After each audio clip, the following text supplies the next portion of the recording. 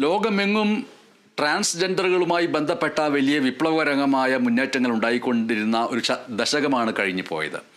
ഇപ്പോൾ പുതിയൊരു വർഷത്തിലേക്ക് നമ്മൾ കടക്കാൻ പോകുന്നു. ട്രാൻസ്ജെൻഡറുകളുടെ 2025 എങ്ങനെയായിരിക്കും എന്നുള്ളതിനെക്കുറിച്ച് ആഗോളതലത്തിൽ തന്നെ ചർച്ചകൾ നടന്നുകൊണ്ടിരിക്കുന്നുണ്ട്. പക്ഷേ വലിയ രീതിയിൽ ആഘോഷമായി കൊണ്ടുവന്നതാണ് അമേരിക്കൻ സൈന്യത്തിലെ ട്രാൻസ്ജെൻഡേഴ്സിനെ. ആ ട്രാൻസ്ജെൻഡറുകളെ അമേരിക്കൻ സൈന്യത്തിൽ നിന്ന് ഒഴിവാക്കാൻ ഇപ്പോൾ നീക്കം നടക്കുകയാണ്. നിയുക്ത പ്രസിഡന്റ് ഡൊണാൾഡ് ട്രംപ് ഇതിനുള്ള ഉത്തരവ് ഇറക്കുമെന്ന് ഉദ്യോഗസ്ഥരെ ഉദ്ധരിച്ച് സൺഡേ ടൈംസ് റിപ്പോർട്ട് ചെയ്തു. ട്രംപ് ആദ്യം പ്രസിഡന്റായപ്പോഴും ഇത്തരത്തിലുള്ള ഉത്തരവ് ഇറക്കിയിരുന്നു. എന്നാൽ നിലവിലുള്ളവരെ തുടരാൻ അനുവദിക്കുകയും ചെയ്തിരുന്നു. ഈ പുതിയ നീക്കമനുസരിച്ച് സർവീസിൽ തുടരുന്നവരും ഒഴിവാക്കപ്പെടും. ജനുവരി 20 ട്രംപ് അധികാരമേറ്റാൽ ഉടൻ ഉത്തരവുണ്ടാകുമെന്നാണ് റിപ്പോർട്ട്. സൈന്യത്തിൽ 15,000 ട്രാൻസ്ജെൻഡറുകൾ ജോലി ചെയ്യുന്നുണ്ട്.